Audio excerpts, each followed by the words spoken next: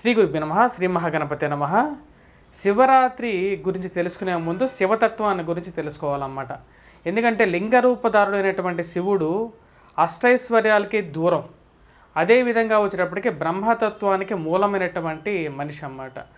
అంటే ఒక మనిషి జీవితంలో పుట్టుక అంటే సజ్జోజాత అంటారు, అంటే ఉదరం నుంచి జన్మించినటువంటి వాడు శివుడు అన్నమాట. అంటే తనకి అంతము లేదు, ఆది లేదు, అటువంటి ఒక రూపము, అటువంటి ఒక దేవుడు శివుడు.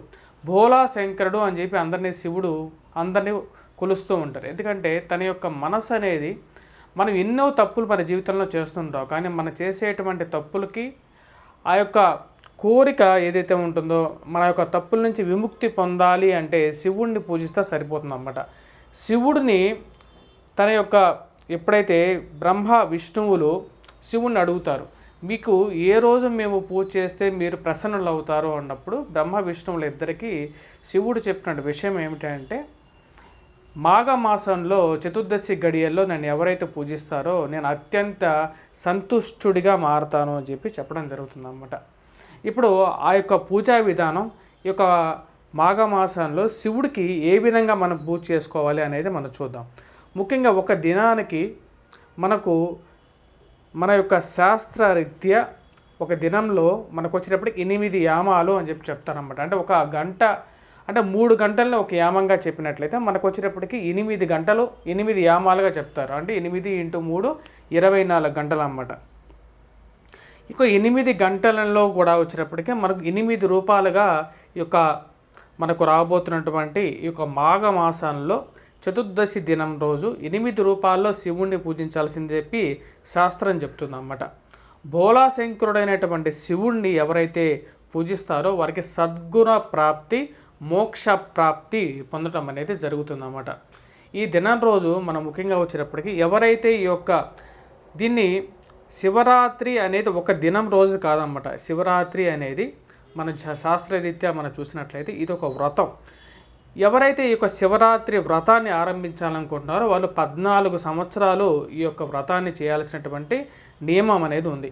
మరియు అదేవిధంగా ఈ యొక్క చేసేటువంటి దినంలో ముఖ్యంగా బ్రాహ్మణులు, శివభక్తులు ఎవరైతే ఉంటారో వారు ముఖ్యంగా కొన్ని నియమాలు అనేది పాటించాలి. అవి ఎటువంటి నియమాలు అంటే, ముఖ్యంగా ప్రతి మాసంలో మనకు వస్తున్నటువంటి మాస శివరాత్రి రోజున ముఖ్యంగా వచ్చినప్పటికి ఏకభుక్తం అనేది ఉండాలి, అంటే ఒక పూట భోజనమే చేయాలి. అదేవిధంగా సోమవారం పూట, అది శుక్లపక్షం రోజైనా సరే, లేకపోతే మనకు బహుళపక్షం రోజు వచ్చినటువంటి సోమవారం అయినా సరే ఏకభుక్తం అనేది ఉండాలి. అష్టమి రోజు ఏకభుక్తం అనేది ఉండాలి. కాళాష్టమి రోజు కూడా ఏకభుక్తం అనేది ఉండాలన్నమాట. అదేవిధంగా శుద్ధ చతుర్దశి రోజు, శుద్ధ ఏకాదశి రోజు కూడా ముఖ్యంగా ఏకభుక్తం, అంటే ఒక పూట తినే మనం ఆ రోజు ఆ యొక్క దినాన్ని శివ ఆరాధనతో గడపాలని చెప్పి శాస్త్రం చెప్తుంది. బ్రాహ్మణులు మరి అదేవిధంగా శివభక్తులు ఎవరైతే ఈ యొక్క నియమాన్ని ఉల్లంఘిస్తారో వారికి సద్గుణ ప్రాప్తి పొందడం అనేది కష్టం అని చెప్పి శాస్త్రం చెప్పింది అన్నమాట. అదేవిధంగా శివుడు ఈ యొక్క నియమాన్ని, శివరాత్రి అనేది అసలు ఎలా జరుపుకోవాలని చెప్పి బ్రహ్మ విష్ణువులకి ఈ విధంగా చెప్పారన్నమాట. ఎవరైతే ఈ యొక్క వ్రతాన్ని ఆరంభించాలి అనుకుంటున్నారో, అంటే 14 సంవత్సరాలు చేయాలి అనుకుంటున్నారో, లేకపోతే ఆ దినం రోజు ఎలా చేసుకోవాలనుకుంటున్నారో ఈ యొక్క వీడియోలో క్లుప్తంగా చెప్పడం జరుగుతుంది అన్నమాట. ఎవరైతే ముందుగా ఆ చతుర్దశి గడియలు ఎప్పుడైతే మొదలవుతున్నాయో ఆ ముందుగానే వచ్చేటప్పటికి శివుడు దేవాలయానికి వెళ్ళి శివుడు దగ్గర తన యొక్క ప్రతిజ్ఞ చేయాలి. అదేవిధంగా దైవారాధన చేసి, ఓ శివయ్య, నేను ఈ యొక్క చతుర్దశి గడియల్లో నీ యొక్క వ్రతాన్ని ఆరంభించాలనుకుంటాను, నాకు ఎటువంటి అడ్డంకులు రాకుండా ఈ యొక్క వ్రతాన్ని ముందుకు తీసుకువెళ్ళటానికి నాకు అనుజ్ఞనివ్వు అని చెప్పి శివుడి యొక్క కటాక్షాన్ని పొందడం అనేది ముఖ్యం అన్నమాట. దాని తర్వాత నుంచి శివలింగాన్ని కానీ లేకపోతే శివాలయంలో కానీ ఈ దినాన్ని గడిపినట్లయితే మోక్ష ప్రాప్తి దొరుకుతుందని చెప్పి శాస్త్రం చెప్పింది. అదేవిధంగా నేను ఇందాక చెప్పిన విధంగా మనకు ఒక దినానికి 8 యామాలు అనేది ఉంటాయన్నమాట. అంటే 24 గంటలు అనేది ఉంటాయి. 24 గంటల్లో వచ్చేటప్పటికి మొదటి యామం అనేది వచ్చేటప్పటికి మనకు శివుడిని ఏ విధంగా పూజించాలి, ఏ విధంగా అభిషేకించాలని చెప్పి శాస్త్రంలో చెప్పబడింది అన్నమాట. మొదటిగా వచ్చేటప్పటికి మనం నువ్వుల నూనెతో కానీ శివుడిని అభిషేకించాలి. పంచద్రవ్యాలతో శివుడిని అభిషేకించాలన్నమాట.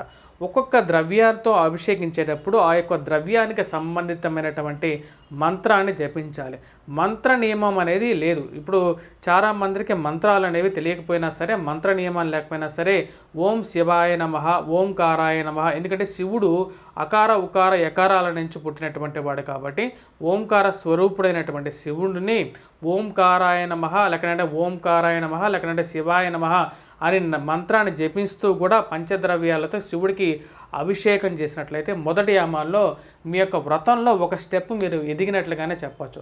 అదేవిధంగా ఎప్పుడైతే ఈ పంచద్రవ్యాలతో మన అభిషేకం కంప్లీట్ అవుతుందో దాంతో జలంతో మళ్ళీ ఆ యొక్క లింగాన్ని శుద్ధం చేసుకున్న తర్వాత మనం మందార పువ్వులతో మరి అదేవిధంగా ఎర్రగన్నేరి పువ్వులతో కూడా శివుడికి మనం అర్పించి శివయ్యని పూజించాలి. అదేవిధంగా దానికి అర్ఘ్యాన్ని పాద్యాన్ని సమర్పించిన తర్వాత శివుడికి అన్న సంతర్పణ అంటే శివుడికి ఆ రోజు మనకు అన్నాన్ని మడిగా వండినటువంటి అన్నాన్ని నివేదన సమర్పించిన తర్వాత శివుడికి కర్పూర హారతి ఇచ్చి ఆ రోజు అంటే ఆ 3 గంటల తర్వాత శివుడిని శాంతింపజేయాలి.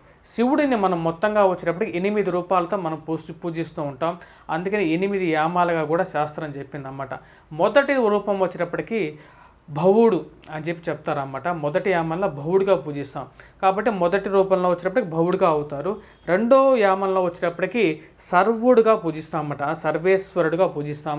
మూడవ రూపంలో వచ్చేటప్పటికి రుద్రుడుగా పూజించడం అనేది జరుగుతుందన్నమాట. అదేవిధంగా 4వ రూపంలో వచ్చేటప్పటికి పశుపతినాథుడిగా పూజించడం అనేది జరుగుతుంది.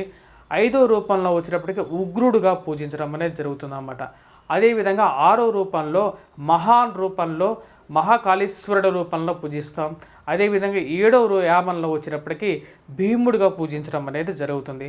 8వ యామంలో వచ్చేటప్పటికి ఈశానీశ్వరుడుగా ఈశానుడిగా పూజించడం జరుగుతుందన్నమాట. 8 యామాల్లో ఒక్కొక్క యామంలో వచ్చేటప్పటికి ఒక్కొక్క యామ నియమంగా పూజించడం అనేది జరుగుతుంది. అదేవిధంగా 2వ యామంలో వచ్చేటప్పటికి జిల్లేడి పువ్వులతో అదేవిధంగా మందార పువ్వులతో కూడా పూజించిన తర్వాత నానా విధమైనటువంటి పంచద్రవ్యాలతో స్వామివారిని అభిషేకించేసి అదేవిధంగా హారతి నివేదన అయిన తర్వాత హారతి ఇచ్చేసేసి స్వామివారికి వీటి కొరకు పలకడం అనేది జరుగుతుంది. అదేవిధంగా 3వ యామం ఎప్పుడైతే మనకు మొదలవుతుందో తిలలతో కమలాలతో పూజించడం, వాటితో పాటు నిమ్మ పండుతో స్వామివారికి అర్ఘ్యాన్ని సమర్పించి అదేవిధంగా నివేదన తర్వాత హారతి ఇవ్వడం అనేది జరుగుతుందన్నమాట. 4వ యామాల్లో వచ్చేటప్పటికి మినుములతో అదేవిధంగా పెసలతో చేసినటువంటి పదార్థాలతో స్వామివారిని అభిషేకించిన తర్వాత మారేడు దొరాలతో మన స్వామివారిని అభిషేకించడం, అదేవిధంగా పూజించటం, అరటి పండుతో అభిషేకించటం, అరటి పండుని నివేదనగా సమర్పించినట్లయితే 4వ యామం అనేది జరుగుతుందన్నమాట. 4 యామాలతో మనకు 12 గంటలు అనేది గడుస్తుంది. అలా రాత్రి గడిచిన తర్వాత మనకు ఉదయం తెల్లవారుతుంది. తెల్లవారిన తర్వాత మనకు వచ్చేటప్పటికి మళ్ళీ మనం ఏవైతే మన ఉపచర్యాలు ఏవైతే ఉంటాయో అంటే స్నానాదులు ఏవైతే ఉంటాయో అవన్నీ గడిచిన తర్వాత ఇట్లా జాగారం అనేది జరుగుతుంది. కాబట్టి ఆ దినం రోజు వచ్చేటప్పటికి మన స్వామివారికి అభిషేకంతో మళ్ళీ తిరిగి ఈ యొక్క పూజ అనేది మొదలవుతుంది అన్నమాట. మళ్ళీ యథావిధిగా 4 యామాలు ఎప్పుడైతే కంప్లీట్ అవుతాయో మనకు 8 యామాలు అనేది కంప్లీట్ అవుతాయి. 24 గంటలు అనేది పరిసమాప్తి అనేది జరుగుతుందన్నమాట. ఈ విధంగా చేయటం అనేది ఉపయుక్తం అన్నమాట. ఇదే విధంగా ఈరోజు వచ్చేటప్పటికి ఎవరైతే ఈ యొక్క వ్రత నియమాన్ని తెలుసుకుంటారో మరియు ఆ యొక్క వ్రతాన్ని ఆరంభించాలనుకుంటున్నారో ముఖ్యంగా వచ్చేటప్పటికి వారు సర్వేశ్వరుణ్ణి స్మరిస్తూ ఈ యొక్క దినం రాత్రిపూట నిద్రపోకుండా ఓం ఈశాయ నమః, ఓంకారాయ నమః, సర్వేశ్వరాయ నమః అని చెప్పి శివుడి గురించి 8 రూపాయలుగా ఉన్నటువంటి శివుణ్ణి ఆరాధిస్తూ ఈ యొక్క దినాన్ని గడిపినట్లయితే వారికి అనుకూలంగా ఉంటుందన్నమాట. ఈ యొక్క దినం రోజు వచ్చేటప్పటికి అసలు ముఖ్యంగా మనం ఎందుకని జాగారం అనేది చేస్తాము అంటే సర్వేశ్వరుడు యొక్క కృప అన్నమాట. ఈరోజు దినం ఎవరైతే ఎన్ని రోజులైనా సరే మాస శివరాత్రుల రోజు ఎన్ని రోజులైనా సరే మనం ఎప్పుడు నిద్రపోతూనే ఉంటాం. మన జీవితం అనేది ఎక్కువ జీవితం అనేది మన నిద్రలోనే గడుపుతూ ఉంటాం.